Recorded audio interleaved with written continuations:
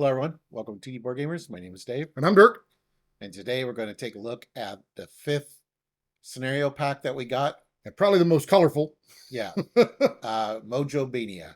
Now, Mojo Mania is unique because it had a little mini campaign with 3 villains, and then a bunch of modular sets that were interchangeable between the 3 villains.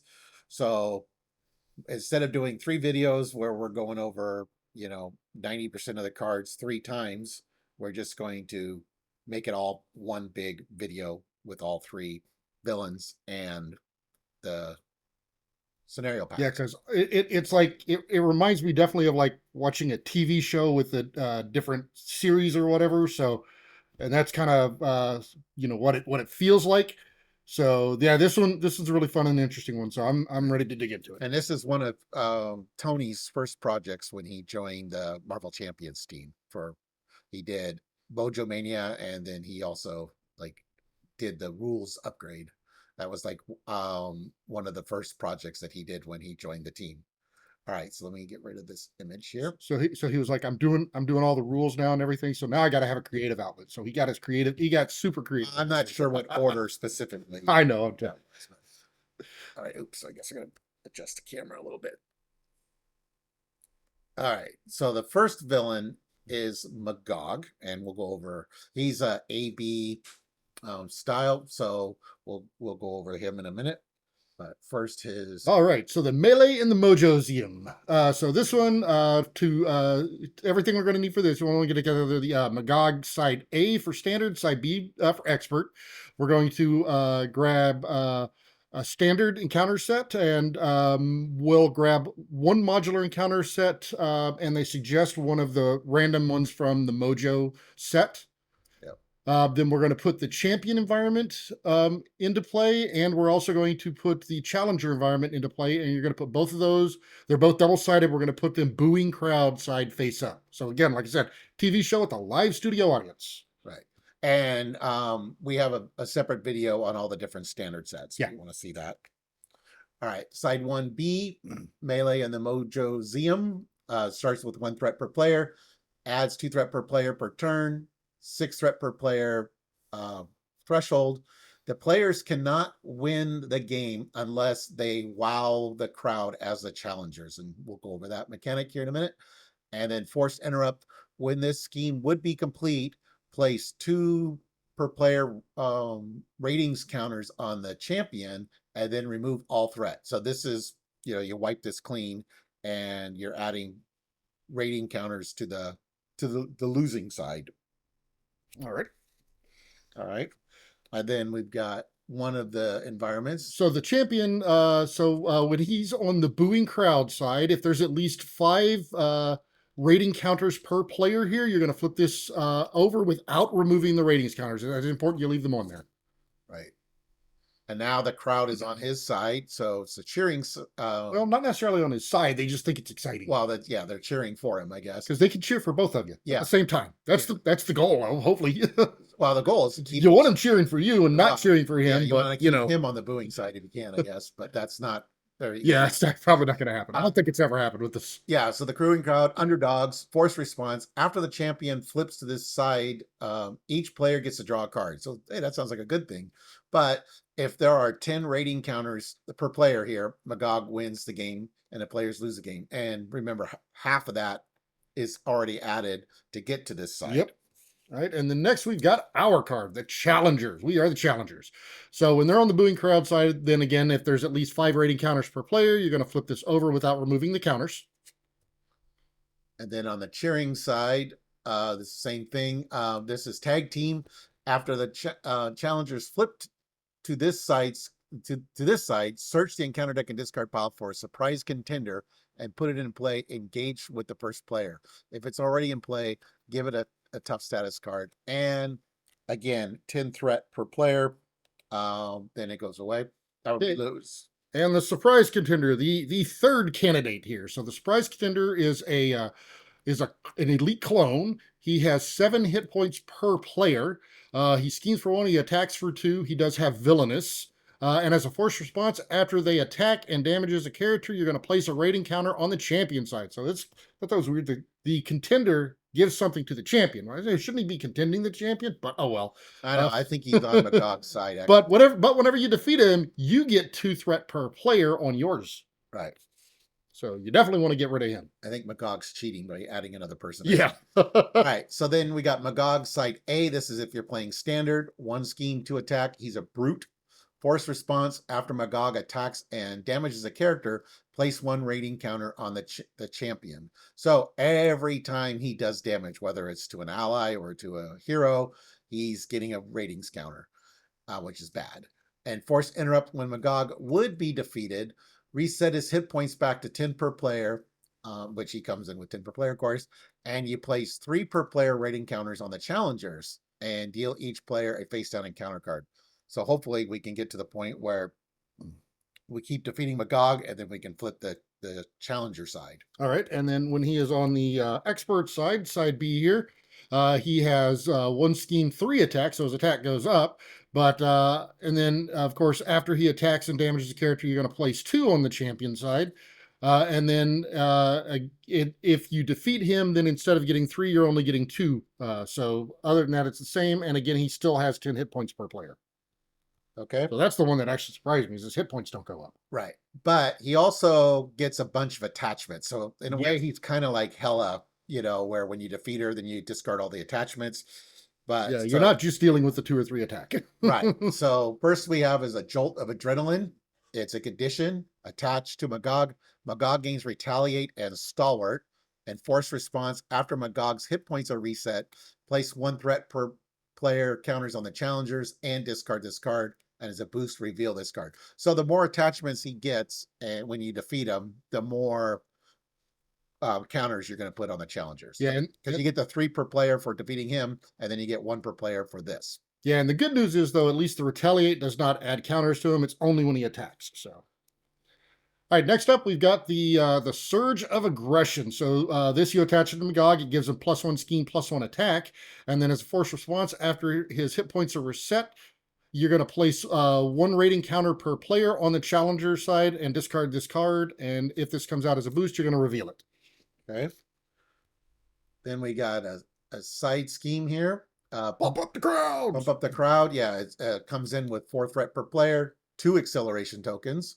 When revealed, if the champion is on the cheering crowd side, place an additional 1 per player threat here. And when defeated, place 1 per player ratings counters on the challengers. It wouldn't be show business without this card. You got to break a leg. When this treachery is revealed, you're stunned and you take 2 damage, and you're doing 4 damage if there are more ratings counters on the challenger instead of the champion. So if you're ahead, you're going to take more damage, which, gee, fun. But you may place any number of ratings counters on the champion to reduce the damage by 1 for each counter placed. I'm not sure it's worth it. No. Then you break the game. Yeah. Or the game breaks you. All right. Then we have 2 copies of a treachery called Defend the Title. It's when revealed, alter ego, place 2 rating counters on the champion. And when revealed hero, Magog attacks you. If a hero defends against this attack and takes no damage, place 2 rating counters on the challengers. But of course, if you do take damage, then you're putting a rating counter on the champion. Yeah, so now if there's a title available, I want to get somebody we know that's got a 3D printer to print us a little title belt, so that we can have that throughout the campaign. Okay. All right, then we got stage fright. So when this treachery is revealed, you're confused, and you're going to place 2 threat on the main scheme, 4 threat instead. Again, if you are ahead of the champion, and then if this comes out as a boost, you're confused. Okay. So now on the campaign, there are 6 different genres, and we'll go over those at the end. But you keep track of what genres that you use for each one, because you can't repeat them. Avoid repeating them if you can. I mean, if you're playing 4 players, you're not going to be able to avoid repeating, as you'll see here next. So Magog has used 1 encounter right now. The second villain is Spiral, and she's a standard 3-stager, where she, so you got stage 1 and 2 and 2 and 3. You'll see how that works, and with the setup here when it comes to genres. All right, so it's the wrong side. Across the Mojoverse. So whenever we set this one up, like Dave said, we're going to grab 1 and 2 if we're playing the standard, we're going to grab 2 and 3 if we're playing expert. We're going to grab the standard encounter set, and then we're going to grab 3 of the modular encounter sets from the Mojo scenario pack. And then whenever we set this up, we're going to search for search for spiral, side scheme, and 1 random show environment. Each of these each of these modules has an environment. So you grab one of those at random and put it into play. Then you'll shuffle the rest of those into play, and you're going to put them. And treachery to create the show deck. Yeah, I thought you put them with. No. So the environment cards. With the cornered treachery. Yeah, that's the one. Yeah, we're going to get to that. And so if you're playing the campaign, then now you've used 1 module with Magog, and now there's 3 here for spiral. So that's 4 of the 6. Side 1B here starts with 1 threat per player, adds 1 threat per player per turn. It has 15 threat per player threshold.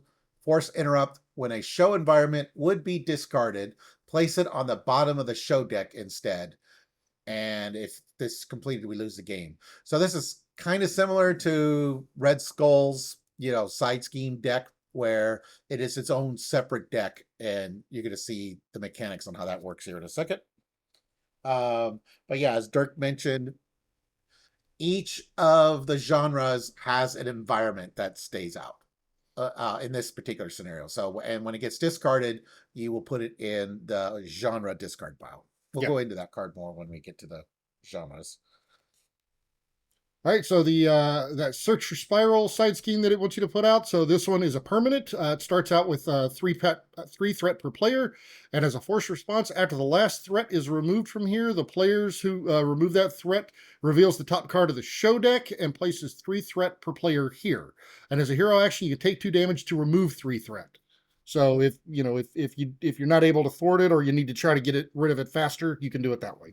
Because that is the thing, you're trying to get through all the different shows, I believe. Right. So the show deck has got 3 genres, environments in it, and this card. So it's a 4-card deck, cornered. So when revealed, flip spiral to her cornered side. This will cause her when revealed text, if any, to resolve. Reveal the top card of the show deck. Shuffle this card into the show deck. This effect cannot be canceled. So this is what we want to do. Yeah, you've got to get through the shows to get to spiral. You want to thwart this so that you can reveal the top card of the show deck. Yeah, it's because you're trying to get back to spiral as quick as you can. You're trying to get to that cornered card. So yeah, so we got spiral.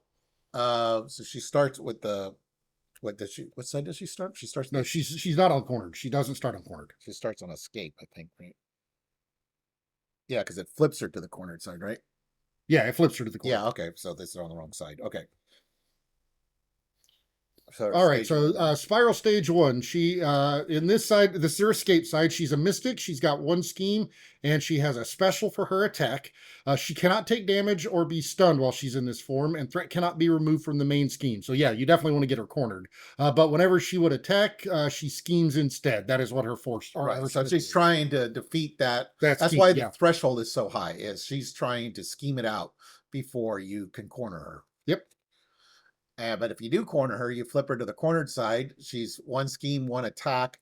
If there's at least 3 per player teleport counters here, remove all of them and flip spiral. As a force response, after spiral activates, place 1 teleport counter here. So we usually play 2 players. So once there's 6 teleport counters, then she's going to flip back to the escape side. Yeah, and she does have 13 hit points per player. I forgot to mention that on this form. Okay. Right, stage 2, the escape side, she's got a scheme of 2, and again, whenever she would attack, she schemes instead. And again, she can't take damage, and threat can't be removed from the main scheme all on this side. And then on the cornered side, again, this time it's 2 scheme, 2 attack. And then if there's at least 2 teleport counters per player, remove all of them and flip. Yeah, so it goes down a little bit, so she's going to flip a little quicker. Yeah. And then the phase 3, so the final one in expert is she's scheme of 2. Again, her attack, she schemes instead, and again, she can't take damage or be stunned in this case, and threat can't be removed from the main scheme. I don't think she can be stunned at all. Can she? Yeah, she could be stunned. Oh, she could be stunned before? Yeah. Okay, but now she can't be stunned. Okay. And then the cornered side, she's a. Oh no, she can't be stunned at him. I was looking at the wrong side. Yeah, she can't be stunned on any of them. Yeah, I didn't think so. So then it's 2/3 cornered. If there's at least 3 teleport counters per player, remove all of them and flip Spiral. When Spiral attacks each player, when revealed, Spiral will attack each player in player order, even in alter ego form, which of course will put 2 teleport counters on her as soon as you reveal her. And then force response after Spiral activates, place a teleport counter here. So, all right. All right, so then she's got her toys. So she's got 2 copies of Spiral Swords. The attack on these is a special. You'll attach it to her. It comes in with 3 sword counters, and she gets +1 for each sword counter on the card. That's what the special is. As a hero action, if she is on her cornered side, so she does have to be on the cornered side to do this, you can spend 2 fight or 2 strength resources to remove 1 sword counter from here. So you are actually, if you've got the strength resources, which I mean, the 6 of them is a lot to ask, but you can do all 3 of them at one time if you have it.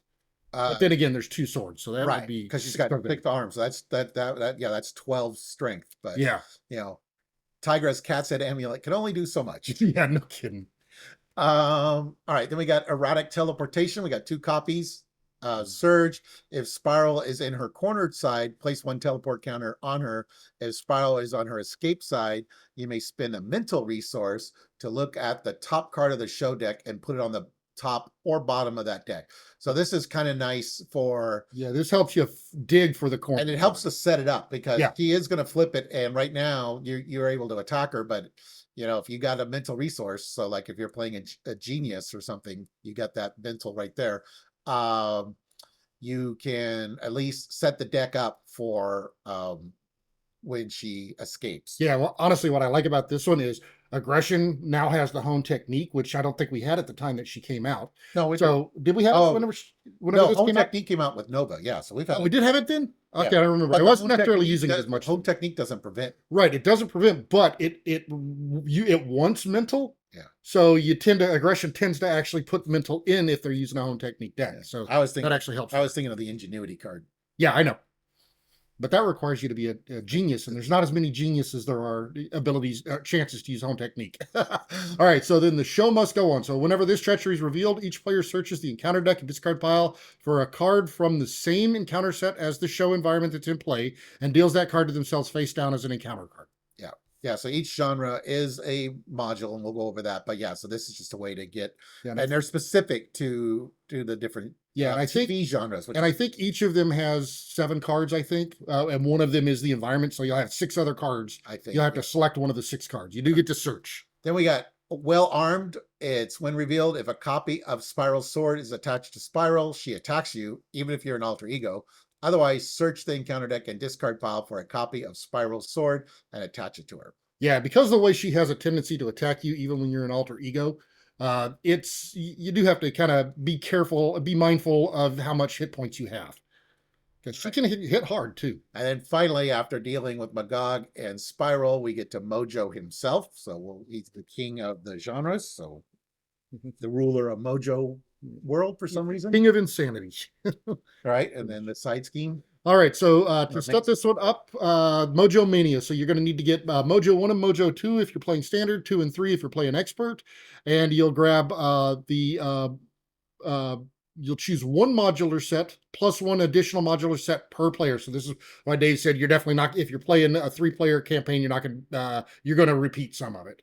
But so you'll have in a 2-player game, you're going to have a total of 3 of them from the Mojo Mania scenario pack, and you're going to set them aside. You put the Wheel of Genres environment into play with the spinning side face up. It's a dual-sided one.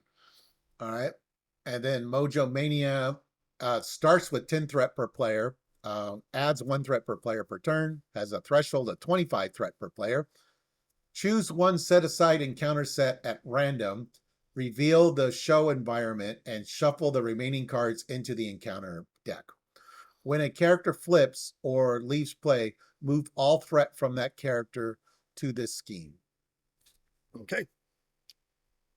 Okay, so you start with, so like in a 2-player game, you got 3 modular sets. You're going to start with them out of play, and then you're adding 1 as soon as we reveal it. And then there's ways to add more. Right. So the wheel of genres that it mentioned on the spinning side. This is an environment again, but this one is after the encounter deck resets. If there's no set aside modular encounter sets remaining, the players lose the game. So you have to complete this before before that's gone, or else you're going to lose. Otherwise, flip the card over. So yeah, so in a 2-player game, then you can go through the encounter deck twice, and then the third time that you go through the encounter deck, you're going to lose. Yeah, and this one doesn't say permanent, but it is a permanent. Yeah. And then on the stop side, so wheel of genres.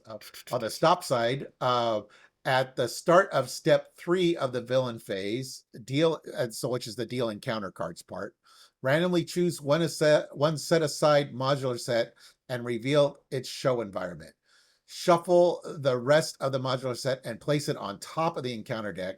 Deal the first player 2 face down encounter cards and flip this card. So before you deal the encounter cards, when you get to that part, yeah, you're going to get a new environment. Well, and the first player is going to get 3 of the cards from that environment. So you're getting a whole bunch of cards from that new environment, which will be the current environment. So it has extra bonuses for those treacheries. All right, so now on to Mojo. So Mojo stage 1, he is spineless. Of course, it's Mojo. He's got a scheme of 2, he's got an attack of 1, but as a forced response, after your turn ends, you discard the top 3 cards of the encounter deck and place 1 threat on your hero for each card discarded this way that does not belong to the Mojo environment set. Okay, yeah, so he's all about, and how many hit points does he have? Oh, he's got 16 hit points per player. Yeah, so he's all about adding threat on your character, and then you'll see how that mechanic works. I'm trying to remember. I think when you change forms. Yeah, it's whenever you flip, I think. Yeah, I think it. Was it on one of those cards? I forget. Or Wheel of Genres, maybe. I forget where it says that about it. Might be it. I know the treachery cards trigger it too. All right. So yeah, it's the treachery cards, I'm pretty sure. Okay. Stage 2 comes in with 18 threat per player, 3 scheme, 1 attack, spineless. When revealed, you're going to place 2 threat on each friendly character. And after your turn ends, discard the top 4 cards of the encounter deck. Place 1 threat on your hero for each card discarded this way that does not belong to the Mojo encounter set. And so the Mojo encounter set, as you can see, only has 16 cards. And there's a whole bunch of setup cards. We haven't even gotten to the first one. Oh, and on this side, he's got 18. Yeah, I said that. Oh, you did? Okay. All right. So the stage 3. So we'll start. Make sure I don't forget it. 25 per player. But he's got a scheme of 4, an attack of 2. And when this one's revealed, you're going to put 3 threat on each friendly character. And then after your turn ends, as a forced response, you're going to discard the top 5 cards of the encounter deck and place a threat for each one that doesn't match the Mojo set. Okay. Then we've got Major Domo, +1 scheme, +1 attack, persona attached to Mojo. After Mojo attacks, discard cards from the encounter deck equal to the amount of damage dealt by that attack. And as a hero action, you can spend 1 of each resource type to discard this card. Okay. Next, we've got the Stinger Tail. So this is a Mojo attachment that gives him +1 attack, and he gets Retaliate 2. And then as a force response, after any amount of damage would be dealt to Mojo, you're going to place it here instead. And then if there's at least 5 damage here, you're going to discard this. And if it comes out as a boost, you're going to attach to him again. All right. Then we got 2 copies of a supporting actor, 1 scheme, 1 attack, 6 hit points, robot Thespian. Force response, after supporting actor activates against you, place 2 threat here. And as a boost, place 1 threat on each character you control. I guess I did that wrong. So I guess Thespian. Apparently, a Thespian. Thespian's a bad Shakespearean actor. Any bad Shakespearean actor. Okay, then we have the paparazzi, because of course it's Mojo in the cinematic universe, so he's got to have paparazzi. So this obligation has Hinder 10. And as an action, you're going to choose to either exhaust a character you control or discard 1 card from your hand. At least you get to choose it. It's not random. To remove 2 threat from here. 3 threat instead if you are in alter ego form. And as a force interrupt, whenever your turn ends, you move all threat from here to the main scheme and discard this card. Yeah. So, yeah. Yeah, so you're adding so this comes in with 10 threat on it because it's hinder 10. And then You have to try to remove all of it before the end of your turn, right, or before the end of the turn. right. Otherwise, when your turn is remove all threat here, yeah, to the main scheme. Yeah, and this one, it kind of surprised me a little bit. This one's much easier to get rid of in a multiplayer game. In a solo game, trying to do all 10, you're probably not going to, it's going to be difficult to do it. Yeah. All right. Then we got Undercover Mojo. It's a side scheme. Comes in with 2 threat. It's crisis, hinder 2 per player. When Mojo would take any amount of damage, remove an equal amount of threat from here instead. Yeah, I love that. Instead, not in addition to, but instead. And we got 2 copies of Curtain Call. So this treachery, whenever it's revealed, you're going to move all threat from your character, or from the character with the most threat on it, to the main scheme. And if no threat was moved this way, you're going to put 1 threat on your character, or on each character that you control instead. And if it comes out as a boost, you're going to reveal it anyway. Yeah, so this is the key mechanic. Yeah, that's the one that the threat, it takes it and moves it. That's what happens with it. All right. Then we got 2 copies of Director's Directions. When revealed, choose one, spend 2 different resources or Mojo schemes, or take 1 damage for each threat on your identity. If you take less than 2 damage this way, this card gains Surge. Okay. And then the final card, of course, is Top Billing, because you got to have a star. So this treachery, whenever it's revealed, you're going to heal 1 damage from each character you control, and place 2 threat on each character you control. So you get a little bit of, give and take there. But if it comes out as a boost, you're going to place 1 threat on each character you control instead. So you'd rather have this one as your actual encounter card. Yeah, let me see the main scheme for a second. The main scheme.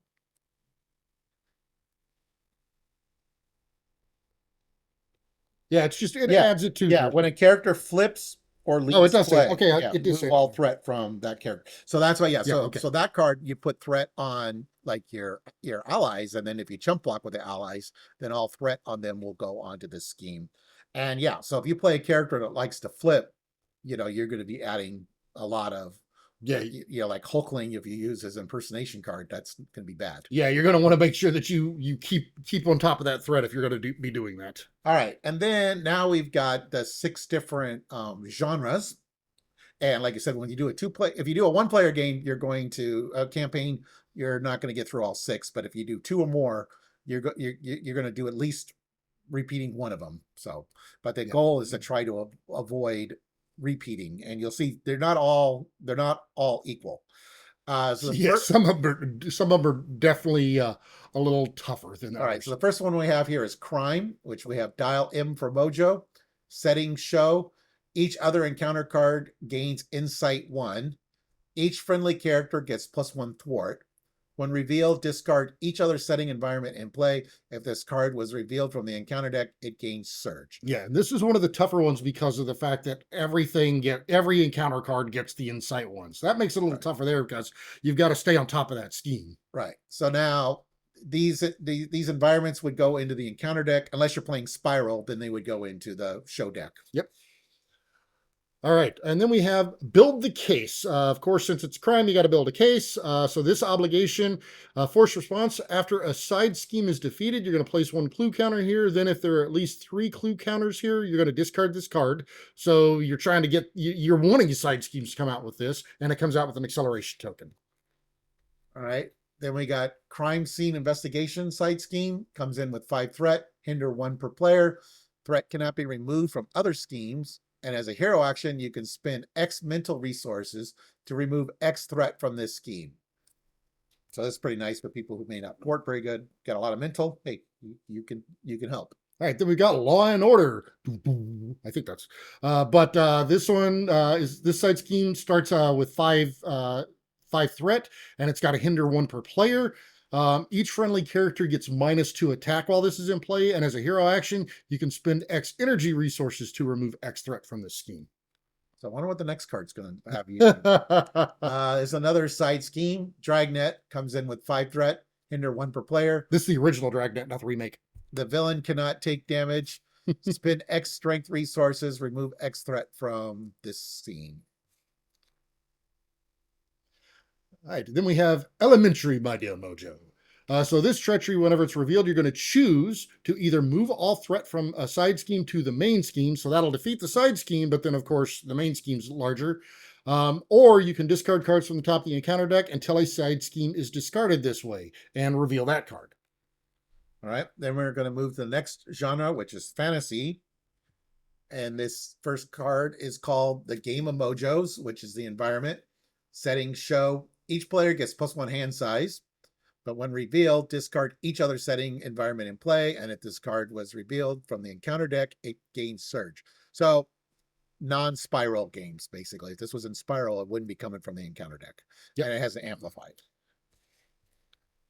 All right, and then we have the first minion we've got here is Dragon, who is an elite dragon.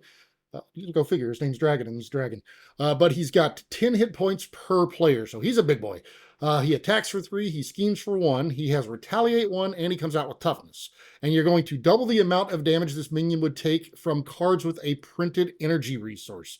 And then whenever he's defeated, each player draws 4 cards. And of note, he has 4. Yep. Count up, 4. And he doesn't have victory, so he can come back. Yeah. Oh, he definitely comes back. Then we have a Goblin. 2 scheme, 1 attack, 1 hit point. Goblin rated. Yeah, we go from 10 per player to 1. Surge. This minion can only take damage from cards with a printed strength. When defeated, remove 2 threat from a scheme. You see what the theme on this one is? All right, then we've got the Troll. So the Troll is a brute troll with 7 hit points. He schemes for 0 by default, but he's got an attack of 2.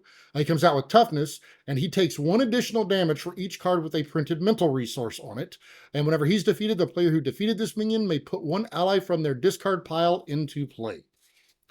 So you get a little bit of recursion when you get rid of them. Then we have a side scheme here. Fetch Quest comes in with 6 threat per player. Surge. When defeated, in player order, each player may search their deck for a card and play that card for free.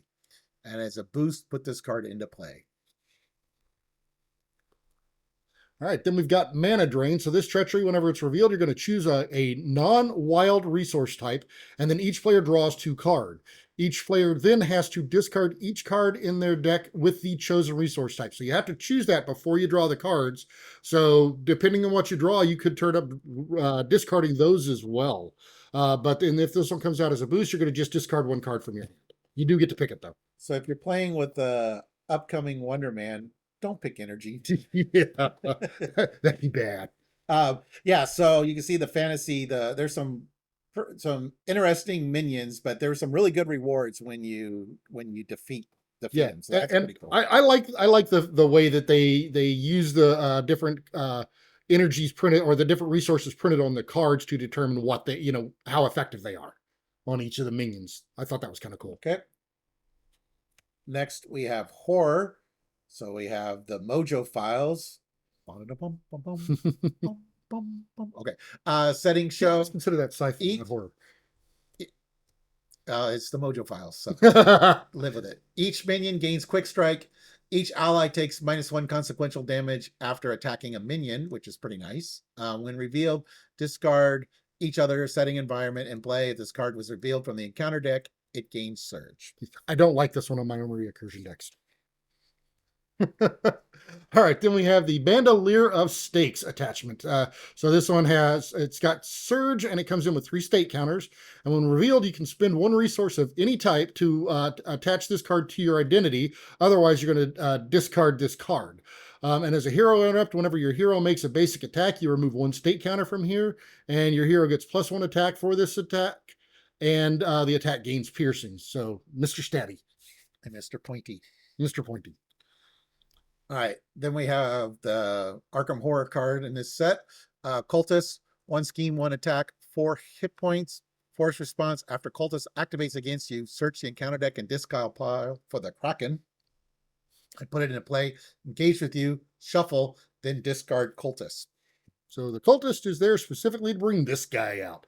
So the Kraken is an elite creature. He's got 6 hit points per player, schemes for 0, attacks for 2. But as a force response, after the Kraken activates, each other character takes 1 damage. So he basically attacks everybody at the same time. And then whenever he's defeated, each friendly character gets to heal 1 damage. And he's not Cthulhu. Yeah.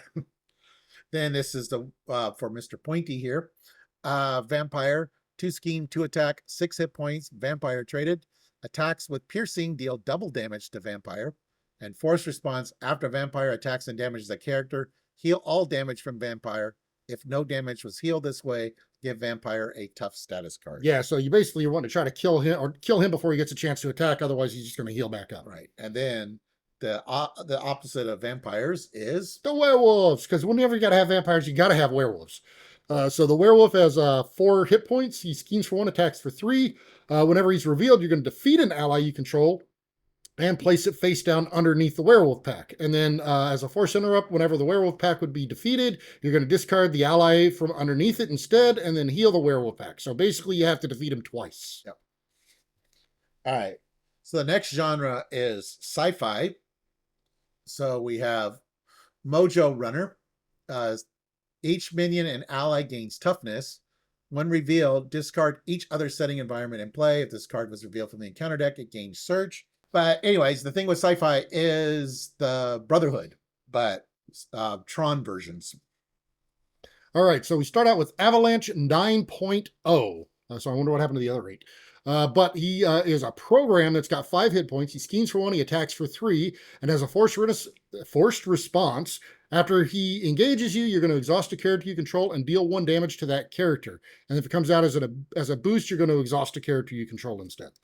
There were 8 service pack updates. Yeah. Then we got Blob 3.14. 1 scheme, 1 attack, 6 hit points. He's a program. Blob 3.14 cannot take more than 2 damage from each attack. And as a boost, you are stunned. I wonder if all buffering, that I wonder if all that pie is how he got so big. Buffering. That's the flavor text. Yeah. All right, then we've got Magneto 2.6. He is an elite program with 7 hit points. Schemes for 1, attacks for 1. He does have Villainous. And then as a force response, after he activates against you, you're going to place 1 magnetic counter on him, and then choose and discard 1 card from your hand for each magnetic counter on him. So try not to let him activate against you. Then we got Pyro 4.0. 2 scheme, 2 attack, 4 hit points. He's a program. Force interrupt when Pyro 4.0 attacks you, take 2 indirect damage, and as a boost, take 2 indirect damage. All right, then of course we've got Toad 2.0, because you can't have them without Toad. Toad's got 3 hit points. He schemes for 2, attacks for 2, and as a force response, after he engages you, you're going to place an upgrade you control face down under him. So this one's stealing your upgrades instead of stealing your random cards. But whenever he's defeated, an upgrade yeah, as far as Dirk's concerned. Yeah, it is for me. But whenever he's defeated, you're going to return each card under him to your hand. So you get the cards back at least whenever you defeat him, but you have to pay for them again. All right, then we got a side scheme, Iceteroid M.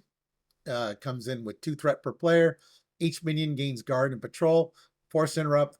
At the end of the round, after the first player token is passed, the first player searches the encounter deck and discard pile for a minion and puts it into play engaged with them. All right, so next is Sitcom, and we got this might be my favorite one. Mojo in the middle. Setting show. Each obligation gains +1 acceleration. So I guess you can kind of figure out what a lot of these cards are going to be. Response. After a player discards an obligation, that player draws a card.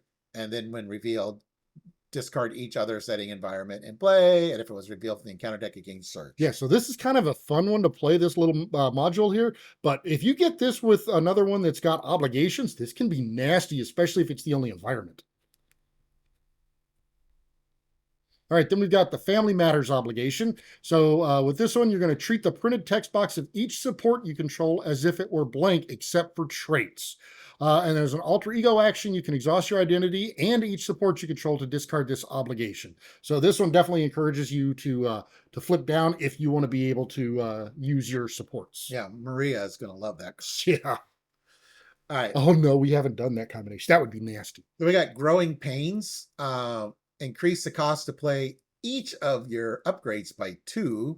So good luck, Shuri. Alter ego action, discard an upgrade you control and discard an upgrade from your hand. If you have more upgrades in your discard pile than in play, discard this obligation. So you have to discard. But I mean, you can just use the extra oomph on Shuri's Black Panther upgrades to get a bunch of them in the discard pile so that you can get rid of that obligation. Yeah, and with some characters, it's easier to do than others. Definitely. All right, then we've got the odd couple. I love the artwork on this one. So this obligation, you reduce your ally limit by 2. So if you don't have anything that increases it, basically you're limited to 1 now. But as an alter ego action, you can exhaust 2 characters you control. Guess what? You've probably only got 2. Shuffle an ally from your discard pile into your deck and discard this obligation. Yeah, so you got your hero and your 1 ally you're allowed. So that's the couple. Yeah. Although a lot of the decks that I played, especially at the time this came out, I wasn't playing allies, so this one wasn't that bad for me. So, all right, then we have the one with the breakup. Each encounter card gains peril. So peril is other players can't help you at all. You can't even discuss it. Alter ego action, you discard 3 cards from your hand and choose a player. The chosen player draws 1 card and you discard this obligation, yes. and it comes in with a hazard. In theory, you can't discuss it. There's some people they just ignore that. Well, you should. We won't name them. All right, then we've got Watch Me Play. So this obligation has Insight 3 and Peril. And then whenever you look up a rule, you are confused. Okay, so you have to look up a rule to get confused. So that's okay. But as an alter ego action, you can exhaust your identity and discard a confused status card from it to discard this obligation.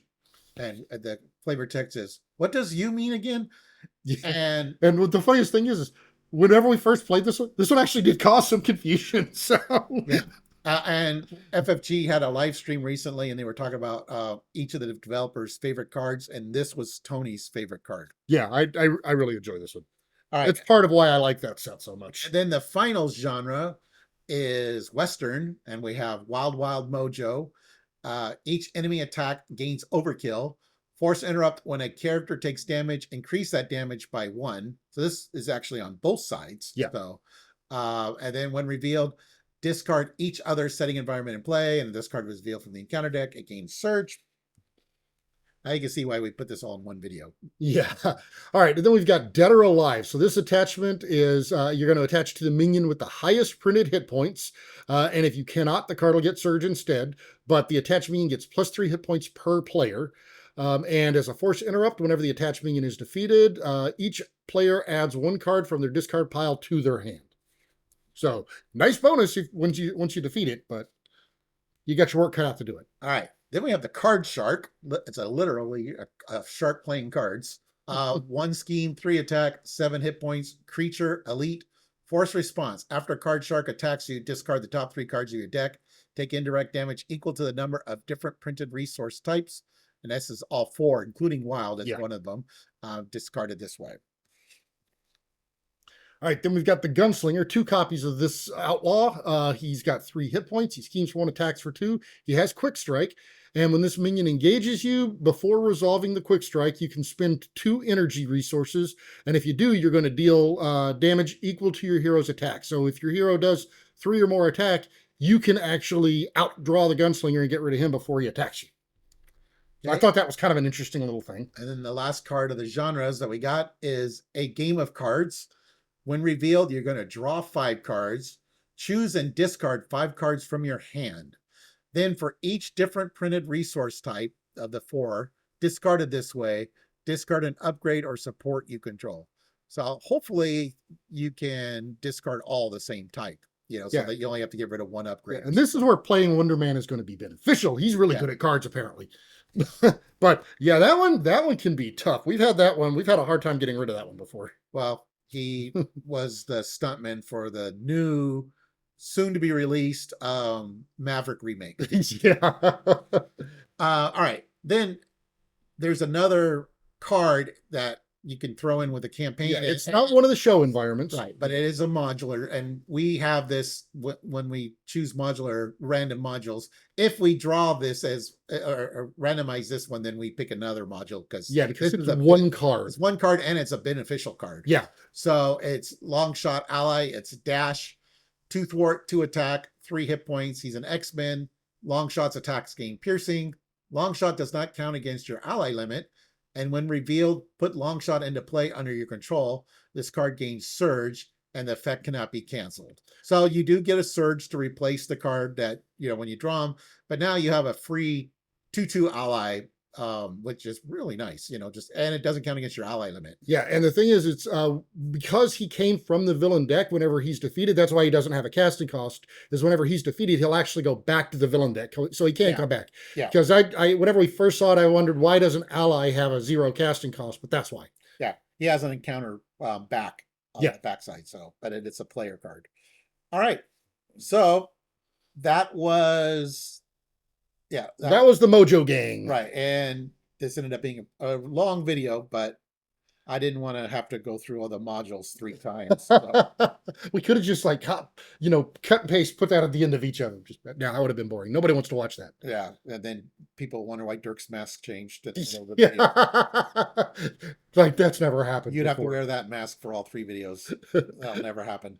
All right. Well, anyways, so we're in the middle of the Mutant Genesis wave. So we've got one more video in this series because 4 of the hero packs had modules. Yeah, I love it when they do that. And we're going to go over the non-standard module for Con of Heroes 2023. Yeah, that was the second year, right? That was the second year. Yeah, so we went over our standards video. We have the one that came in that year, but then there were also some other modular sets as well. So anyways, thank you for watching, everyone. Please like and subscribe. And if you want to see more content by us, go ahead and hit that notification bell down there, and you will get alerts whenever we post new videos. All right, see you.